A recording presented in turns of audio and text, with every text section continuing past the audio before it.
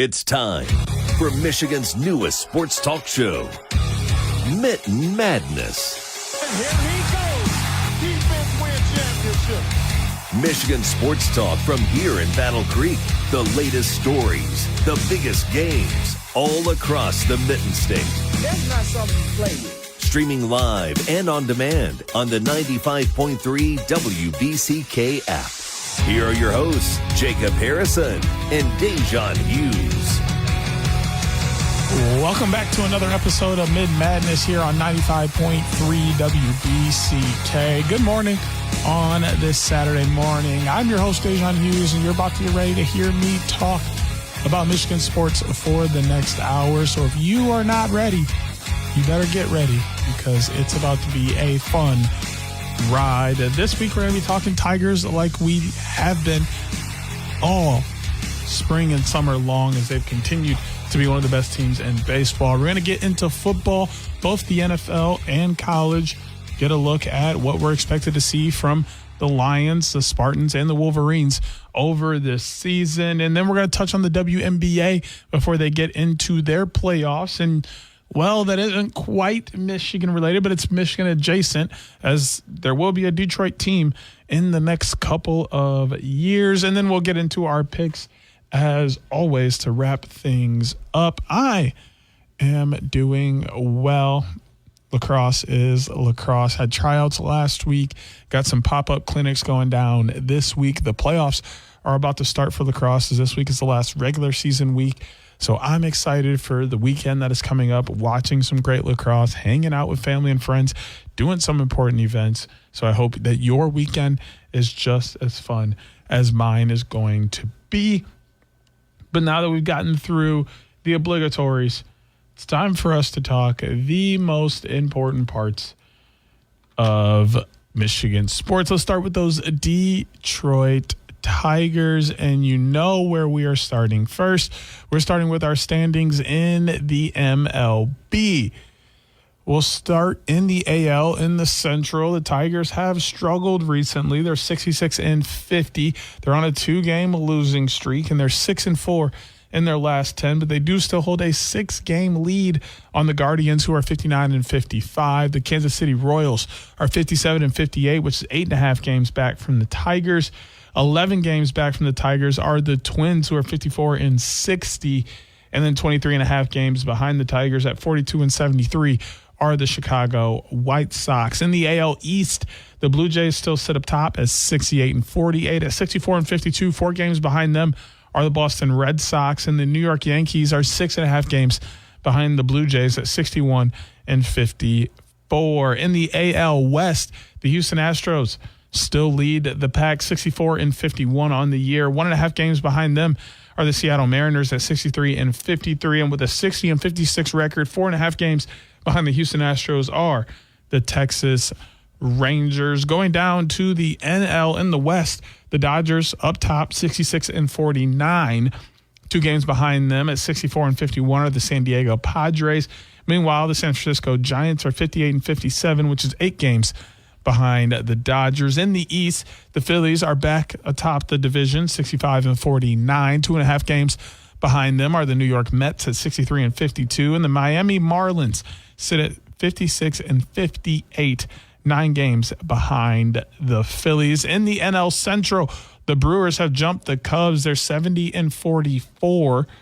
4 games behind them now are the Cubs, 66-48, while the Reds sit 11 games behind the Brewers at 60-56. When we look at the league overall, the Tigers have continued to drop. They are now outside of the top 5 at 66-50. 5 games behind the Brewers, who are at the top. Then the Blue Jays come in behind them, just 3 games behind the Brewers. 4 games for the Cubs, 4.5 games for the Dodgers, and 5 games for the Phillies, who are technically a full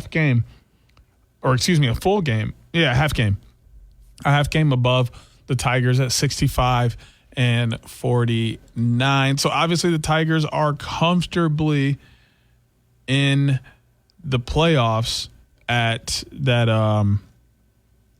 65 or 66-50. In the AL, they're second, so they're going to be definitely sitting at a playoff spot. They're hosting a playoff series at the moment. Would love to see them as the number 1 overall seed, but also in recent years, the 1 seed has had trouble after that bye and such.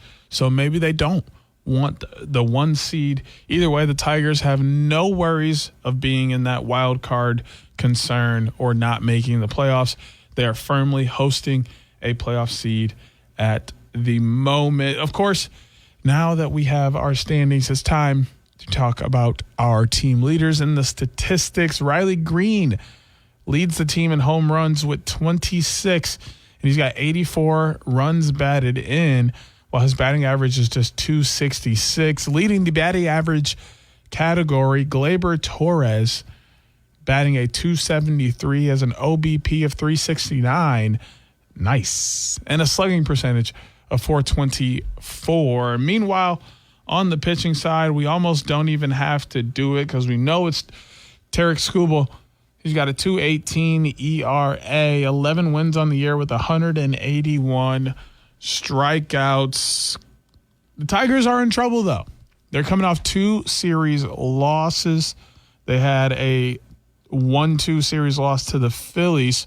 Phillies won game 1 of that series 55-4, and then they won the third game of that series 2-0. The Tigers were able to snatch up the second game 7-5, and then they rolled into a series against the Twins where they are winning the first game 6-3. They lose the second game, that exact score 6-3, and then dropped the third game as well 9-4. So they're just 2-4. 2-4 in their last 6 games, but then you add the previous 4 games before that, a sweep of the Diamondbacks and 1 win against the Blue Jays gives them 6-4 in their last 10. So they're not doing terrible, but it's not the Tigers that we have been used to this year. We're used to them winning more series than they have lost. They got swept by the Pirates before getting a gentleman's sweep of the Blue Jays. So it's really, really starting to catch up with them. The bats really aren't going the way that they were before, but there are still some highlights. A 10-4 win, a 12-2 win, a 7-2 win, 7-5 win, 6-3. We're putting up runs at the same time, but in other games, they're not. And that's the main concern, is that when Skubal's not on the mound, it's hard for them to win games because they can't put up enough runs. The bats have to continue going if the Tigers want to continue to see success throughout this year. Jumping into their full schedule coming up this week, they're going to be taking on the Los Angeles Dodgers. First game was yesterday in that series as Skubal took on Hendricks for a 7-10 first pitch. Morton and Kikuchi are on the mound tonight for a 6-10 first pitch, and Casey Mize would take on Kochenowick at 1:40 p.m. tomorrow. All of these games are at Comerica Park. Another chance for the Tigers to win a home series and get back on the winning track as they've done so at home, especially when their next series is going to be on the road and there's no days of rest because they play Sunday tomorrow, but then they'll play again on Monday, 7:40 p.m. Paddock will be on the mound against Cannon as the Tigers travel on over to Chicago over on the west side so that they can play the Chicago White Sox at Guaranteed Rate Field. Flaherty will be on the mound against Smith on Tuesday for a 7:40 first pitch, and Skubal and Savell will be on the mound against each other at 2:10 p.m. on Wednesday for the third game of that series. Then there's a 4-game series against the Twins over the weekend, Thursday, Friday, Saturday, Sunday next week. 7:40 first pitch on Thursday, Morton against Ober.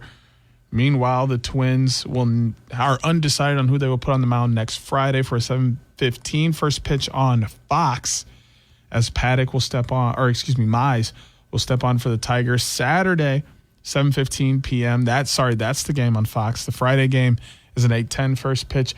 Paddock will take on Matthews. And then Sunday, 2:10 first pitch, Flaherty will go against undecided as the Tigers will look to bounce back from their 2-1 loss to the Twins last week and look to win 4 and even things up in that, take the lead in that series. They win all 4. They lead that series 5-2. Even if they win 3, they lead that series 4-3. So you're looking to just come out on top of that series 3-1 or better, so that you can own the season series against the Twins. The Tigers have a lot of work to do. We're going to take a look at the Angels series before we talk about the White Sox series, because, I mean, we kind of know what we're expecting in the White Sox. So this is going to be so tough for the Tigers. Give me just a second. Pulling up what we're expected. Hendricks and Schoolboy, I think we kind of know what we're getting is the Angels are 55-60 on the year. It's almost a complete opposite of what the Tigers are on the year. The Tigers are 66-50, 37-23 when playing at Comerica Park. The Tigers have a 76.1% chance to win last night's game. Taylor Ward has 26 home runs, a .231 average for 84 RBIs as he leads the team in RBIs and home runs. Their batting average leader, Nolan Schanuel, 274 on the average, 362 on the OBP, 395 for the slugging percentage. Pitching leaders, Yusei Kikuchi, 322 on the ERA, 5 wins, 139 strikeouts. Jose Soriano has 7 wins, a 4.01 ERA for 119 strikeouts. And Kikuchi leads the team in strikeouts as well. The Tigers definitely have an opportunity to win this series, but it's going to be an uphill battle. We're going to talk football when we come back from the break with more Mitten Madness on 95.3.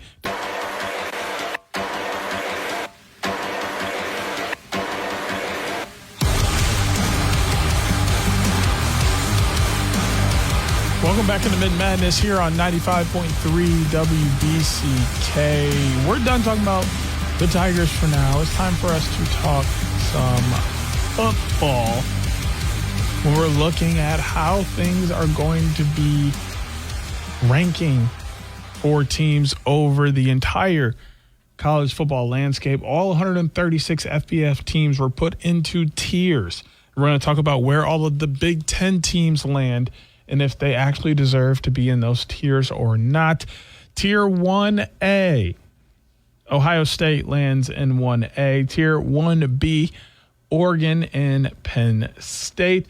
In Tier 2, which is teams with playoff expectations, Michigan finds themselves slotted there. No one in Tier 3, as it pretty much is all SEC teams. Tier 4, last year's playoff surprises. Obviously, Indiana is slotted in there. So hot right now, you got Illinois flying beneath the radar. Minnesota and Washington both have a chance to make some splashes in the college football realm. Continuing on through Tier 10A, the Big Ten's ticking clocks has Nebraska, USC, and Wisconsin. Potential sleepers has Rutgers, which is an interesting team to throw into the mix. Even Stevens, teams that are expected to go exactly 500. Maryland and Michigan State and UCLA are all included in this list. Room for improvement has Northwestern. None of the group of 6 with upside. Purdue makes at least you tried. And that may be the last team as I continue to look through this list. Central Michigan, Eastern Michigan, and Western all make the best entertainment you're likely to find on a Tuesday night in mid-November. And that's it. Yeah. So first off, let's scroll back to the top of this list. And let's talk first 1A, a great matchup for week 1 and or the championship game is Ohio State. Obviously, last year, Ohio State won the championship. And according to virtually every coach they've asked, the Buckeyes were the most talented team in the country the entire time. Only the playoff, had they waited one more year to expand, Ohio State would have missed out. And Ryan Day might have been looking for a job.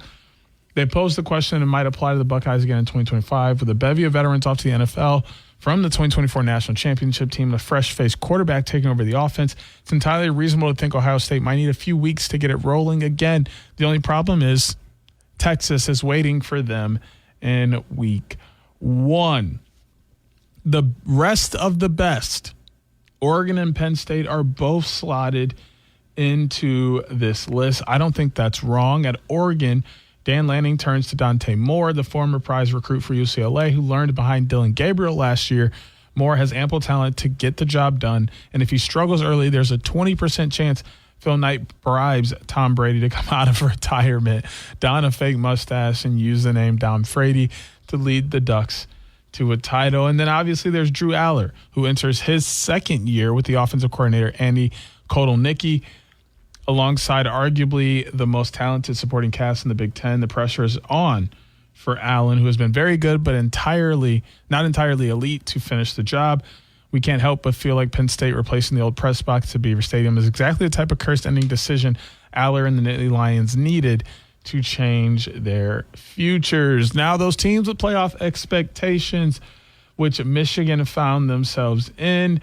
Michigan's schedule is certainly accommodating. The only team on the docket to finish 2024 with more than 7 wins is Ohio State. And on the final Saturday of the regular season, Michigan also has QB questions, with freshman Bryce Underwood considered the likely starter. Last season's offensive woes led to 5 losses on the heels of a national title. So getting the QB choice right is imperative for them to continue making those strides forward like they would. Indiana and Arizona State both went from 3 wins to double digits in the entire playoff era. That had only happened one other time at a Power 5 school, and that was Michigan State in 2017. So, yes, the playoff expansion was key here, but it's true, too, that the era of name, image, and likeness, the transfer portal, and bloated conferences that equate to the disparate schedules set the stage for far more volatility in the standings than ever. The top end of the bell curve might remain static at 4 or 5 elite teams, but the meat of it continues to get wider. Illinois is one of those teams that has plenty of buzz around it, including Indiana. The implication that the Illini could be a surprise playoff team out of the Big Ten, and it makes sense. But the key difference here is that Indiana came out of nowhere to go 11-1 last regular season, and Illinois run into the playoff would be far less shocking. The Illini went 10-3 last season with 2 losses coming to playoff teams. They beat Michigan, which the transitive property makes them national champs, and South Carolina, which doesn't count for much, but the SEC doesn't care less about meaningless bowls. Brett Bielema has built something that looks an awful lot like his old Wisconsin teams. Veteran QB, heavy dose of the run game behind a massive O-line and stout defense, capable of competing with nearly anyone. Of course, those Wisconsin teams were notable for being routinely good, but never quite great. How high is the ceiling for Bielema in Illinois at the current moment? Minnesota and Washington are both included in teams that could be flying under the radar. Not counting the 2020 COVID-19 season, Minnesota is one of just 15 teams to win 60% of its Power 5 games. That's more impressive than it sounds. It's better than Washington, Tennessee, Ole Miss, Miami, and Texas A&M. The Gophers entered 2025 with a ton of intriguing options, led by Cor Parrish and Darius Taylor. And while the scheduling includes road trips to Ohio State and Oregon, there's certainly a path for PJ Fleck to get Minnesota back to the 10-win plateau. Meanwhile, Washington is a work in progress. In year 1 under Jed Fish, the Huskies floundered to a 6-7 record, including losses to Washington State and Rutgers, but Desmond Williams Jr. looks like a difference maker at quarterback, and is worth remembering that at Arizona, Fish went from a completely non-competitive 1-11 in year 1 to 5-7 in year 2 with one of the most impressive teams in the country. Washington might still be a year away, but it wouldn't be a surprise if the Huskies take a big leap forward now before threatening in the Big Ten in future years. Nebraska, USC, and Wisconsin have Matt Rule, Lincoln Riley, and Luke Fickell leading the helm as their absolute home run coach hires. Setting aside Riley's 11-1 start to his tenure at USC, the 3 are now a combined 40-39 overall with a 20-32 record in Big Ten play since 2022. This has put all 3 in a position to make 2025 a must-win year. What exactly winning means probably differs at each school. Nebraska might be the best equipped to take the leap, as Dylan Raiola is leading the helm of the offense for year 2 in his first full season with Dana Holgorsen calling the plays. Add in that at some point Nebraska's run of awful luck in close games has to swing the other way, and it's unfathomable that the Huskers are in the mix for a playoff bid. For Wisconsin, it's a return to the Badgers foundation as Fickell has abandoned plans to bring an up-tempo passing attack to the strategy Big Ten and will build around the ground game. At USC, Riley lost a ton of big-name talent in the portal and will move forward with the QB who has 19 touchdown passes and 17 turnovers and 9 career starts against teams with a winning record. Rutgers is a potential sleeper. Each of the past 2 seasons, they've gone 6-6 with a 4-game losing streak in the mix. Then they won a bowl game. Usually that would count as a real success at a place like Rutgers, but Coach Greg Schiano clearly has higher aspirations. The Scarlet Knights might have talent to push for bigger things in 2025. Maryland, Michigan State, and UCLA are all expected to be even Stevens. Since 2018, Michigan State is 41-41. That includes a season of 11-2 and 4-8. Meanwhile, UCLA is 66-64 in the playoff era, averaging 29.6 points and surrendering 29.1 points per game. Pretty self-explanatory what we see happening in front of us with those teams. And then Northwestern, obviously the Wildcats struggled in year 1 under Brett Brennan, but they bring back Noah Fafita at the QB and showed enough life that a step forward in 2025 is not unrealistic. We'll see what we get from the rest of the Big Ten, as Purdue don't, so they'll just show themselves out as the season progresses. But quickly touching on the NFL for a second, obviously the Lions did not do well in their first preseason game, but they are playing a game last night as we're listening to this against the Falcons.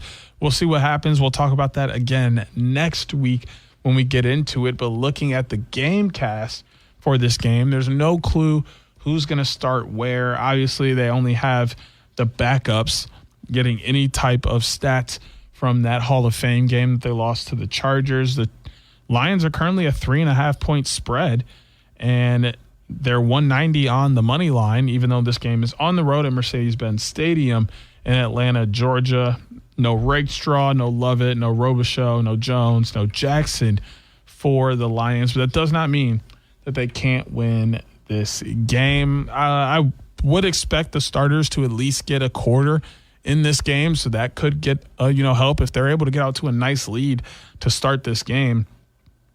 Then maybe the Lions are able to hold on to this one. It is a warm-up game for them, but it is the very first time any of the Falcons will be touching on the field at all, so that may make a difference as well. No one ever gets super hyped up about the preseason. It's not this big thing that you have to worry about. If you do well, okay. If you do bad, okay. It's the preseason, and it means literally nothing. As long as no one gets hurt, it means nothing.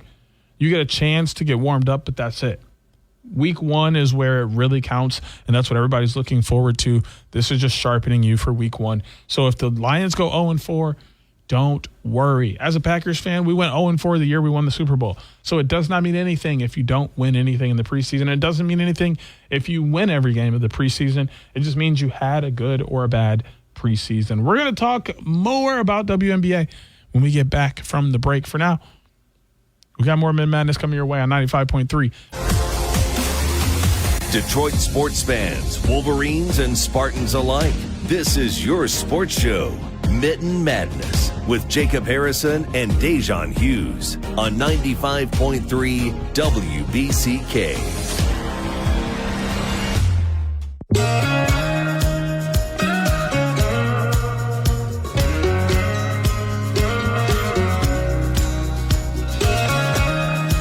Welcome back into Mitten Madness here on 95.3 WBCK. We're going to talk a little bit about the WNBA because we really don't have anything else to talk about. Their playoffs are going to be coming up very soon, and the trade deadline just passed. There's only 5 weeks remaining in the regular season. A few teams made some moves. Dejanay Carrington traded to the Minnesota Lynx. They're looking to return to the finals. The Mystics hit the reset button as they traded Brittany Sykes to the Seattle Storm for Alicia Clark.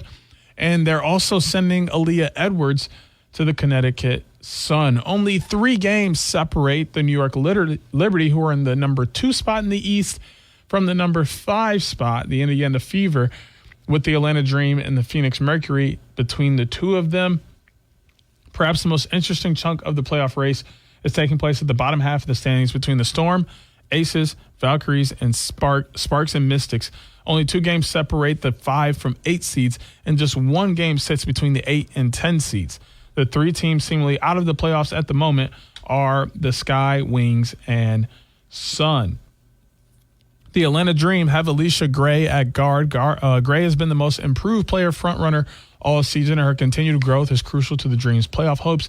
Gray is in top 3 of nearly every major statistical category for Atlanta, including leading the team in points at 18.7 per game, 3rd in rebounds at 5.5, 3rd in assists at 3.9, and 3rd in steals at 1.2. She's been an all-star for 3 consecutive years, won an Olympic gold medal with the 3x3 team in 2021, but to make this jump is deep in her 9-year career is special. The Dream have lost in the first round of the playoffs the past 2 seasons.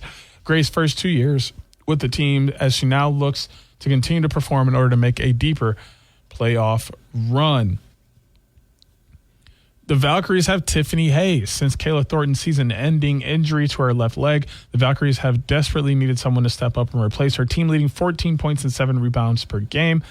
They will maintain no single person can make up for Thornton's production, but Hayes will carry a heavier burden for the moment. With a very young and heavily intentional team, Hayes' voice in the locker room will also go a long way. She is the reigning 6th player of the year and has more playoff experience than nearly all of her teammates. If Golden State wants to make the playoffs in its inaugural year, Hayes will have to step up and lead them there. It's no secret that they're going to talk about Caitlin Clark for the Indiana Fever. While they've managed to win during her absence, she remains the key to their playoff aspirations. Before she went down with the groin injury, they had sidelined her since July 15th with the right quad injury. Her stats have dropped a bit compared to her rookie season, but Indiana averages 87.8 points when Clark is on the floor, while just 83.4 without her. Players such as Kelsey Mitchell and Ari McDonald have stepped up their scoring over the past several weeks. So now if you add in a healthy Clark and her 16.5 points per game, the Fever's high-powered offense should be stronger. The Aces, obviously, they have A'ja Wilson, but Jewel Lloyd is a big help. She's leading the team in minutes, points, rebounds, and steals, and is 3rd in assists for A'ja Wilson. Yet Las Vegas is fighting for a spot at the bottom of the playoff standings. If the Aces want to find any postseason success, A'ja will need help, and a lot of that comes from Jewel Lloyd. On paper, it seemed like Lloyd would fit perfectly next to Wilson in the Aces system after she arrived via the blockbuster trade that also sent Kelsey Plum to the Los Angeles Sparks. But so far, Lloyd is averaging 11.3 points, the fewest since her rookie season, and a career-low 1.8 assists per game, as the Aces simply just need more from her. The Sparks run a 5-game winning streak as they'll need Cameron Brink to step up and help, having found their form offensively and boasting one of the top units in the league since the All-Star break. Brink made her return from a 13-month ACL recovery in just 4 games, and she could be key to helping them make a formidable team to face in the playoffs. To take the Sparks win over Indiana on Tuesday, she was held scoreless but finished with a plus-minus of +12 off the bench, largely due to her defensive presence in the paint, with her 5 blocks in just 16 minutes, which ties her career high. Obviously, the offense will come, and the Sparks have plenty of scorers in the meantime, but if she can propel them into an even middle-of-the-pack team defensively, they'll be a dangerous group come fall. Dejanay Carter getting traded to the Lynx is huge for them. It's an obvious choice after she was traded before the deadline. She bolsters their depth on the wing, especially important after Carly Samuelson's season-ending foot injury, provides more defensive versatility for a squad that already boasts the league's best defensive ratings. Carrington's impact was on full display in her Lynx debut Tuesday, where she tallied 13 points, 4 rebounds, 2 assists, and 2 steals in just 18 minutes off the bench as they got a win over Seattle without Nafisa Collier, their leading player. The Lynx also sought to add Carrington, hoping her experience making deep playoff runs with Connecticut helps. Time will tell whether the 5'11" guard is a missing piece for a team that was only 1 play away from hoisting the trophy last October. The Liberty are going to look to turn to Emma Messiman.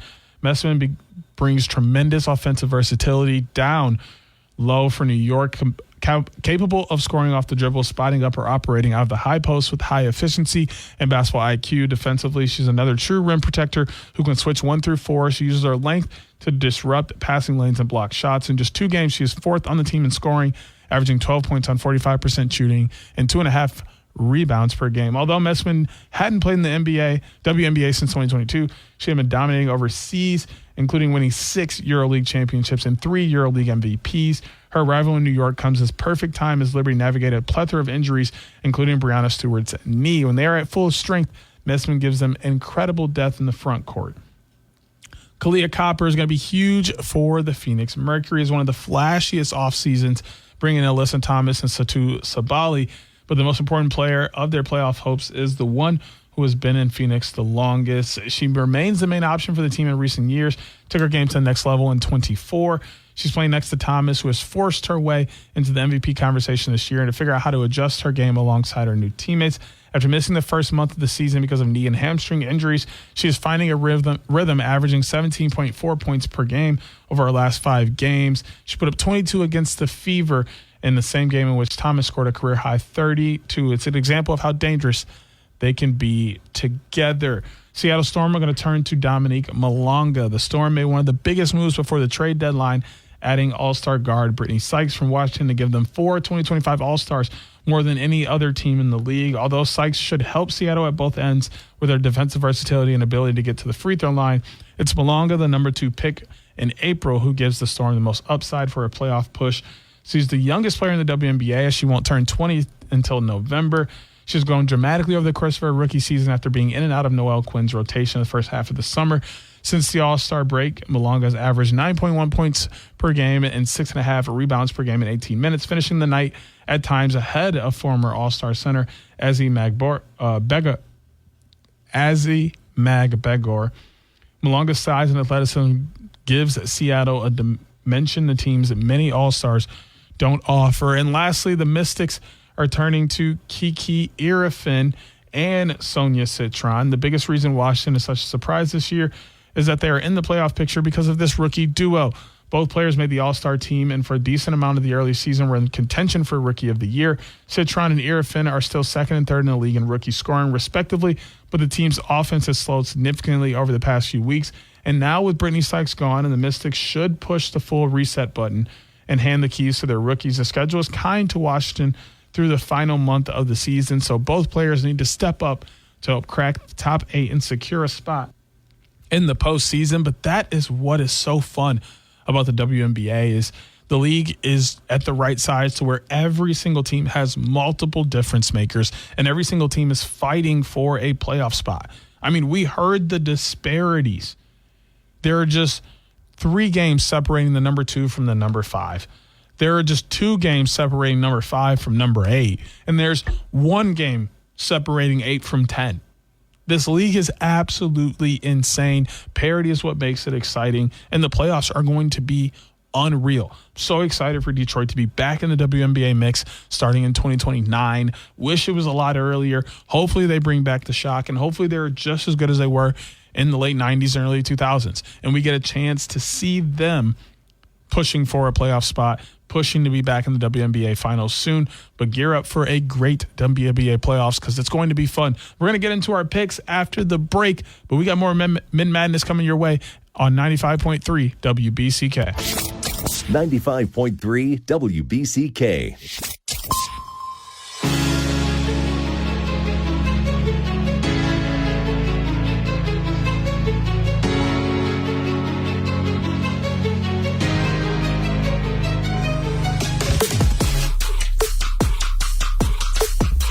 Welcome back into Mitten Madness here on 95.3 WBCK. It's time for our picks, but before we dive into those, we got to talk about last week.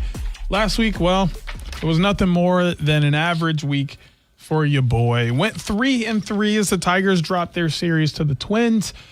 The Storm also lost to the Fever along with Rebecki losing to Duncan in the Octagon. Meanwhile, the Dream took down the Mystics. The Aces were victorious over the Valkyries, and Tyara was able to take down Park in the Octagon. 3-3 gets me up to 46-26 on this rendition of picks. We'll start a new rendition once the NFL season gets started in the college season gets started in week 1. So, of course, loading up a whole new set of picks this week. You can play along and let us know your picks using the chat feature in the WBCK app and see how well you do against me as I try and continue to show that I know ball a little bit. I mean, just a little, right? I mean, 46-26 is pretty good, right? I would say I know what I'm talking about most of the time.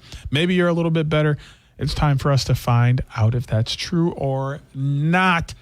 Starting this week, we're going to go right back to that Tigers and Twins. Granted, this is going to be a weird series. We won't know how we did on this until so not next week's episode, but the episode after that. This is Thursday, Friday, Saturday, Sunday next week. But we're going to start with game 1, which is on that Thursday.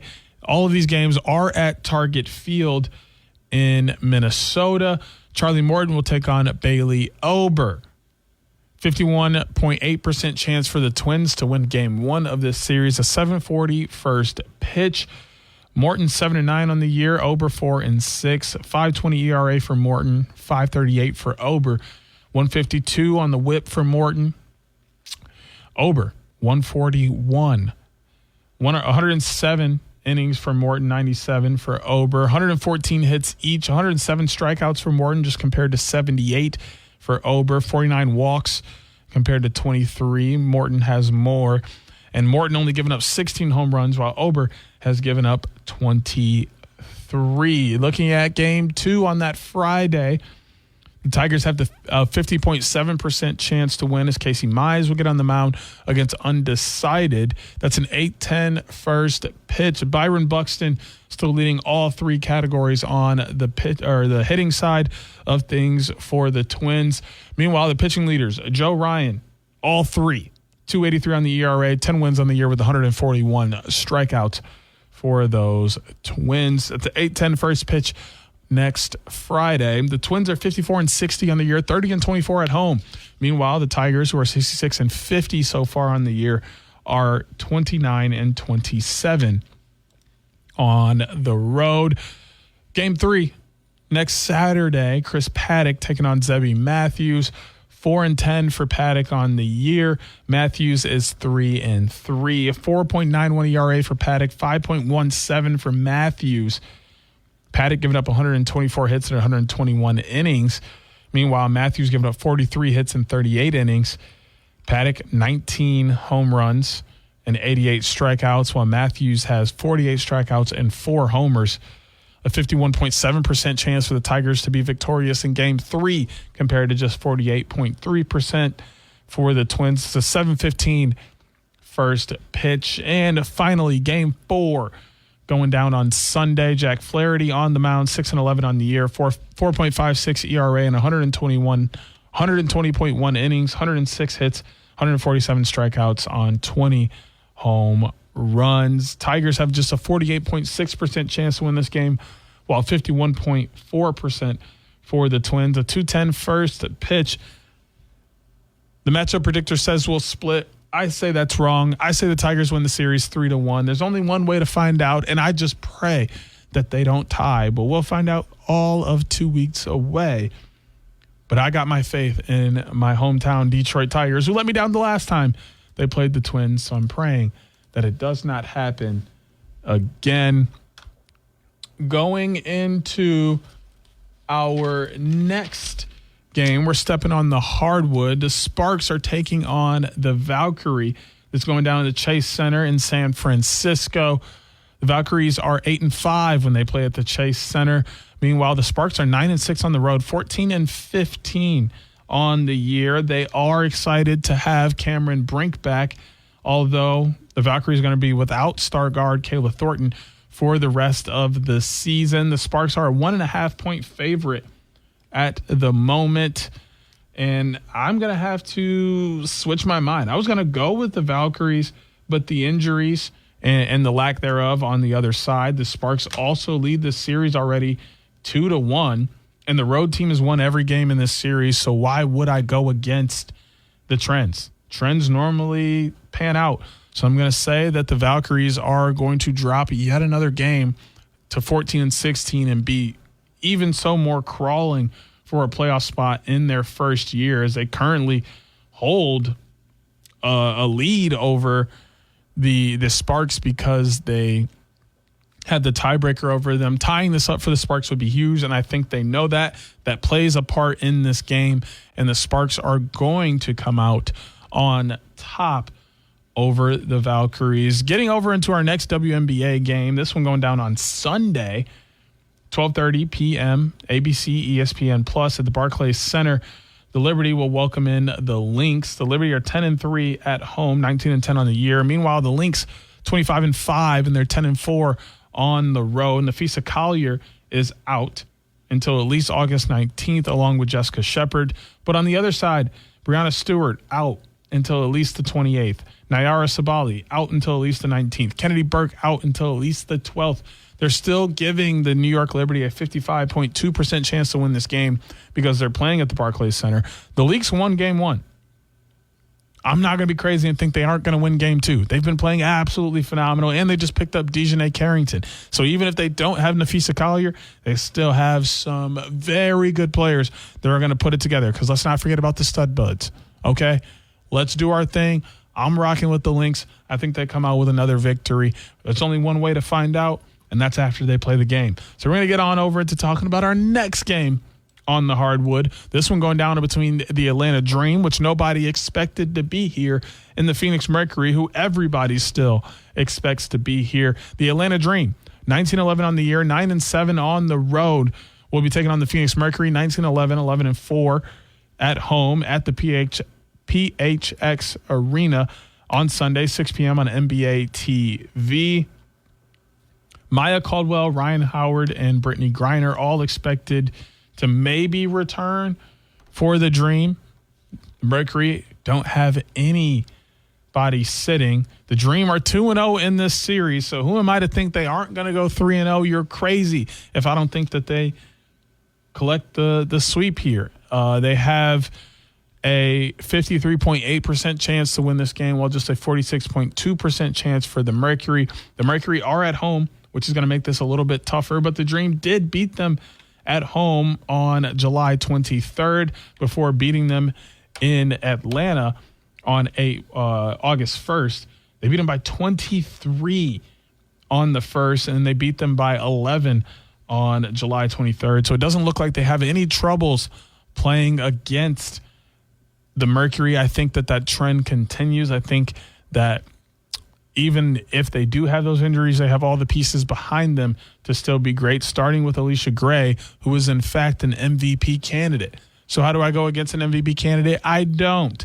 Give me the Dream to win yet another game and continue to make that push to be the top seed in the East for that playoff run, as they're a half game behind the New York Liberty. Now we're stepping into the octagon for our last two matchups of the weekend. Ode Osborne, who is 13-8, will be stepping in against Steve Erceg. This will be on ESPN, ESPN Plus, as this is a fight night going down to the UFC Apex in Las Vegas, Nevada. Prelims start at 4 p.m. The main card is at 7 p.m. later tonight. In the bantamweight division, Osborne stands at 5'7", 125 pounds, 33 years old, 73 inches on the reach. He's a southpaw fighter. Meanwhile, Erceg, 12-4, 5'8", 125 pounds, 30 years old, 68 on the reach, and he's an orthodox fighter. And meanwhile, those fight odds have a 600 favorite money line for Erceg, a plus 400 for Osborne. It is expected to go over a round and a half, but is favorited to not go the distance. So it would be a matter of who's going to land better strikes here. Both of these fighters prefer to be standing. They like to box. They like to throw kicks. So who's going to land more punches? Who's going to be able to get in and get their strikes and get out? Who's going to keep themselves out of harm's way? That's so tough with this, because when you look at it, the significant strike lands per minute, and the accuracy is definitely in favor of Erceg, but all of the metrics are in favor of Osborne. So this is one of those fights that is almost even, but I think I'm going to go with that accuracy and then the age difference for Erceg out of Australia to take down Osborne out of Jamaica, which is going to get us into our last pick of the weekend. This one is going to be the main event. It's a middleweight fight going down between Roman Dolidze and Anthony Hernandez. Anthony Hernandez, 14-2. He's a 6 foot, 186 pounds, 31 years old, 75 inches on the reach. He's an orthodox fighter. He has a 68.56 accuracy for his significant strikes. Meanwhile, he's going against Dolidze, 15-3, 6-2 for his, or 6'2" in his height, 186 pounds, 37 years old at 76 inches on the reach. He's an orthodox fighter as well. His significant strike accuracy is just 48.8%. Hernandez is a 350 favorite in comparison to just a 270 underdog for Dolidze. It is an even for this fight to be under 2.5, while it's a negative 210 for it to go over, but it is not expected to go the distance at a negative 175 favorite in honor of that. I'm going to take Dolidze because sometimes the favorite doesn't win. That gives me the Tigers, the Sparks, the Lynx, the Dreams, Dolidze, and Erceg as we get into the weekend. We're going to get ready for sports soon here, so we don't have anything going this weekend, but coming up soon we do. Enjoy your weekend. We got more Mitten Madness coming next week on 95.3 WBCK. Join Jacob Harrison and Da'Jzon Hughes every Saturday morning at 10 a.m. for Mitten Madness on 95.3 WBCK. Miss the show or want to run it back? Stream Mitten Madness on demand on the WBCK app. Sponsored by airwaycashforjunkcars.com.